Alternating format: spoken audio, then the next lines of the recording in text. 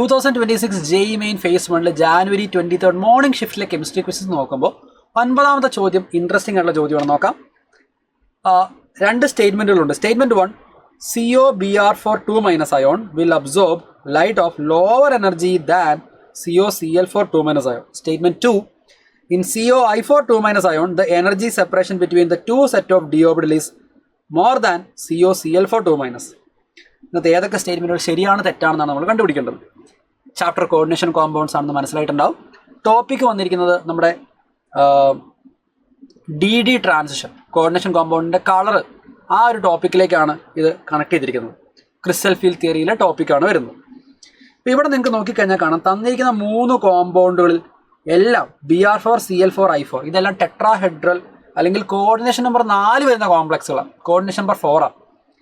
അപ്പോൾ coordination number 4 വരുന്ന സമയത്ത് നമുക്കറിയാം നമ്മുടെ ഡി ഓർബിറ്റൽസ് സ്പ്ലിറ്റ് ആവുന്നത്, 5 ഡി ഓർബിറ്റൽസ് സ്പ്ലിറ്റ് ആവുന്നത് ഇങ്ങനെയായിരിക്കും. ഒരു എനർജി കൂടിയ T2 ഓർബിറ്റൽ ഉണ്ടാവും, എനർജി കുറഞ്ഞ E ഓർബിറ്റൽ ഉണ്ടാവും.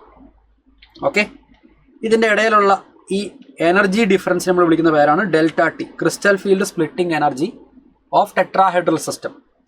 ഈ ΔT എന്ന് പറയുന്ന ഈ വാല്യൂ, അതായത് എവിടെ എത്രത്തോളം എനർജി ഡിഫറൻസ് ഉണ്ട് എന്നുള്ള കാര്യം, it depends on strength of ligand. Strength of ligand കൂടിയാൽ, ലിഗാൻഡിൻ്റെ സ്ട്രെങ്ത് കൂടിയാൽ നമുക്കറിയാം ΔTയുടെ വാല്യൂ വലുതാവും. അപ്പോൾ നമുക്കിവിടെ നോക്കേണ്ടത് സ്പെക്ട്രോ കെമിക്കൽ സീരീസ് പ്രകാരം തന്നിരിക്കുന്ന ലിഗാൻഡുകൾ ആരൊക്കെയാണ്? Bromine, chlorine, iodine. ഈ 3 ആൾക്കാരുടെ സ്ട്രെങ്ത് നമുക്ക് നോക്കാം. സ്ട്രെങ്ത് ഓഫ് ലിഗാൻഡ്, ലിഗാൻഡിൻ്റെ സ്ട്രെങ്ത് അനുസരിച്ച് നമ്മൾ നോക്കുകയാണെങ്കിൽ ഏറ്റവും സ്ട്രോങ്ങസ്റ്റ് ആയിട്ടുള്ള ലിഗാൻഡ് Cl- ആണ്, ദെൻ Br-, ദെൻ I-. ഇതാണ് സ്ട്രെങ്ത് ഓഫ് ലിഗാൻഡിൻ്റെ ഓർഡർ.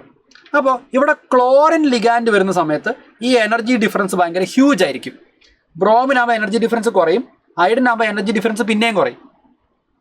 ഓക്കെ, ഇനി എനർജി ഡിഫറൻസ് ഇവിടെ കൂടുതലാണെങ്കിൽ, ദർസ് എ ലാർജ് ഡിഫറൻസ്, അങ്ങനെയാണെങ്കിൽ താഴെയുള്ള ഒരു ഇലക്ട്രോണിന് മുകളിലേക്ക് എക്സൈറ്റ് ചെയ്യണമെങ്കിൽ കൂടുതൽ എനർജി ആവശ്യമായി വരും.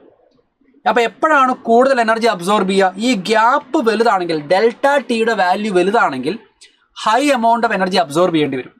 Statement 1, COBr4 2- ion absorb lower energy than COCl4 2-. Chlorine വരുമ്പോൾ ഗ്യാപ്പ് കൂടുതലായിരിക്കും, കൂടുതൽ എനർജി അബ്സോർബ് ചെയ്യേണ്ടി വരും. ബ്രോമിനാകുമ്പോൾ കുറച്ച് മതി. അപ്പോൾ ഈ 1ാമത്തെ statement okay, this is true. Statement 2, iodine വരുന്ന സമയത്ത് energy separation between the 2 D set is more than that of chlorine. Iodine വരുമ്പോൾ ഈ എനർജി ഡിഫറൻസ് ΔTയുടെ വാല്യൂ ക്ലോറിൻ ഉള്ളതിനേക്കാൾ കൂടുതലാണത്രേ. അങ്ങനെ വരുമോ? ഇല്ല, അയഡിനാകുമ്പോൾ കുറവാണ് വരേണ്ടത്. അപ്പോൾ ഈ ഒരു സ്റ്റേറ്റ്മെന്റ് ഇവിടെ ഫോൾസുമാണ്, ഫോൾസ്. അപ്പോൾ statement 1 is true, 2 is false. നമ്മുടെ ആൻസർ ഓപ്ഷൻ ഏത് വരും? Option 2 is right answer.